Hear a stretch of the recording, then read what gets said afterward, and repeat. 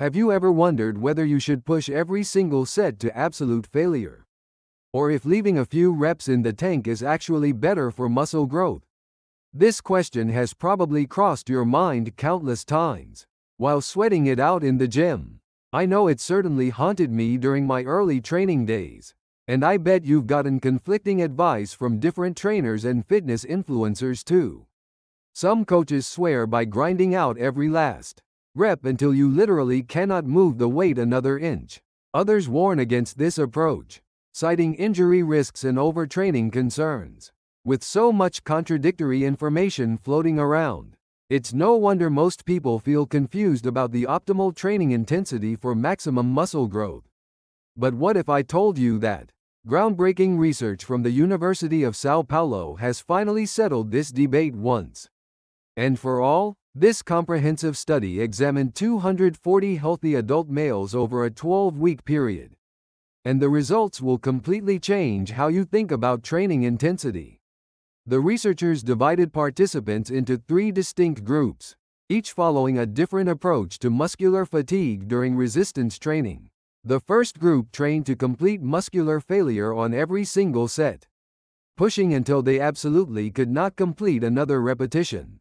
The second group stopped their sets with approximately 2 to 3 reps remaining in reserve, while the third group maintained an even more conservative approach, ending sets with 5 to 6 reps still left in the tank.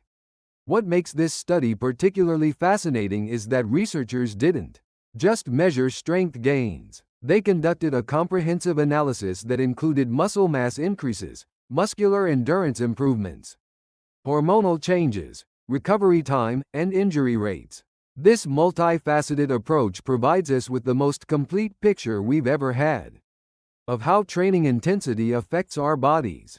Before revealing the shocking results, let me explain what actually happens inside your muscles when they reach failure.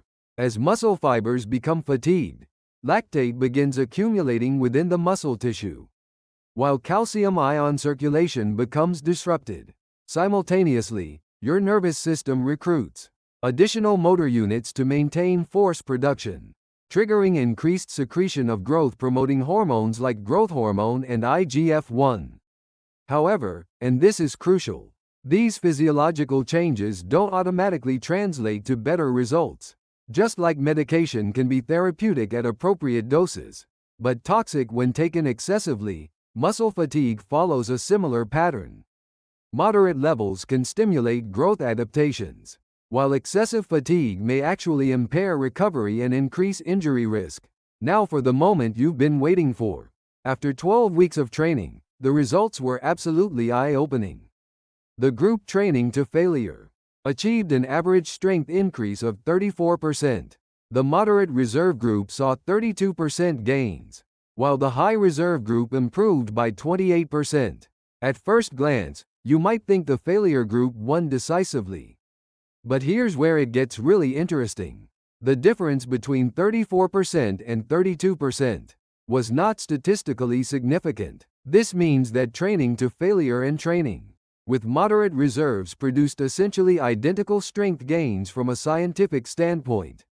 But wait, there's more. When researchers examined muscle mass changes, something remarkable happened. The moderate reserve group actually achieved the highest muscle growth, averaging 2.8 kilograms of lean mass gain, compared to just 2.4 kilograms in the failure group.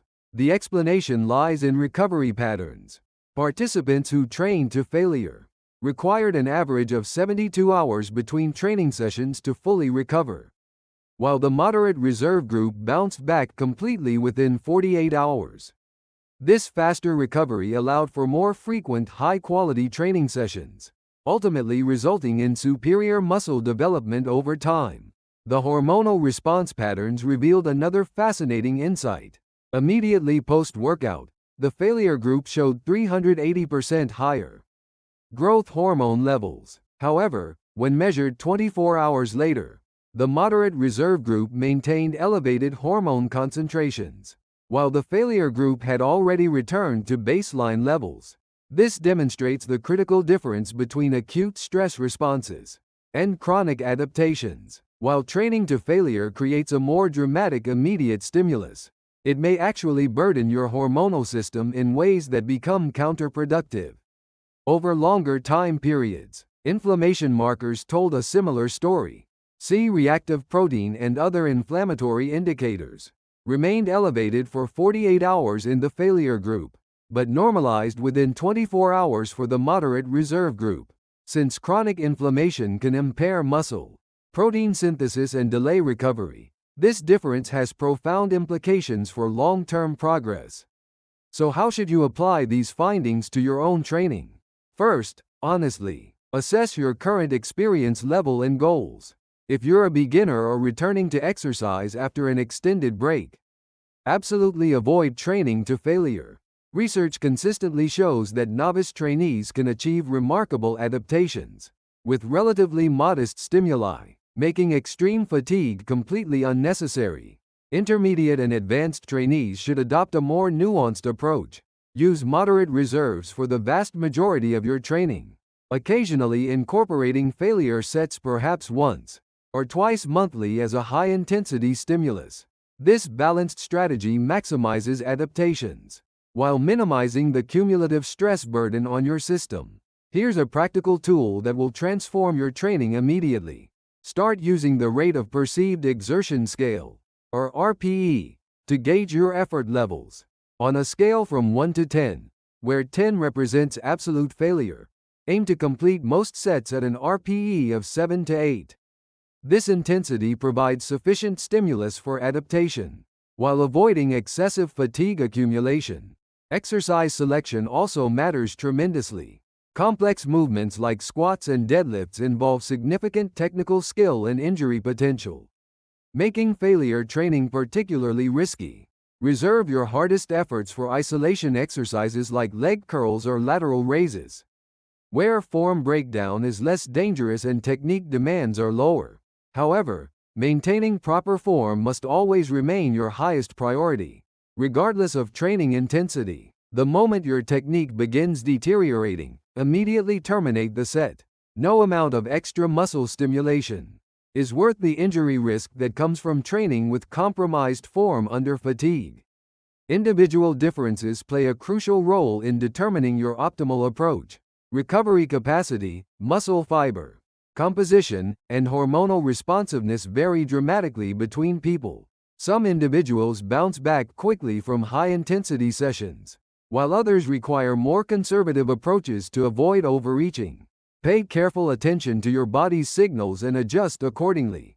Sleep quality and nutritional status significantly impact your recovery capacity. When you're sleep deprived or nutritionally compromised, reduce your training intensity below normal levels. Elevated cortisol from life stress also impairs muscle recovery, requiring additional caution during challenging periods. Let me give you a specific 7-day implementation strategy. For weeks 1 through 4, complete all sets at RPE 7, carefully observing your recovery patterns and strength progression. During weeks 5 through 7, elevate only your final set to RPE 8 or 9. By week 8, experiment with taking your final exercise to failure, monitoring how this affects your subsequent training sessions. This graduated approach allows you to discover your personal sweet spot, while minimizing the risk of overreaching. Remember that consistency trumps intensity every single time. Regular moderate effort produces far better results than sporadic extreme sessions, followed by extended recovery periods. Mental aspects deserve consideration too. Many people feel guilty if they don't train to complete exhaustion, as if they're somehow cheating or being lazy. This mindset is completely backwards according to current scientific evidence. Training with reserves is not only more effective, but also more sustainable long-term. Sustainability represents perhaps the most important factor of all. Training to failure every session often creates psychological burnout and physical aversion to exercise. Moderate intensity training remains enjoyable and motivating, supporting the consistency that drives real progress over months and years. Focus on building sustainable habits that you can maintain long-term, rather than pursuing short-term intensity that leads to burnout or injury. Your fitness journey is a marathon, not a sprint. And the winners are those who can stay consistent over years, rather than those who burn brightest for a few weeks. Start implementing these evidence-based strategies today, and prepare to be amazed by your results. Remember that optimal training is about working smarter, not just harder. If this information has changed your perspective on training intensity, please give this video a thumbs up and subscribe for more science-backed fitness content. Share your own experiences with different training intensities in the comments below. And I'll see you in the next video with more game-changing insights.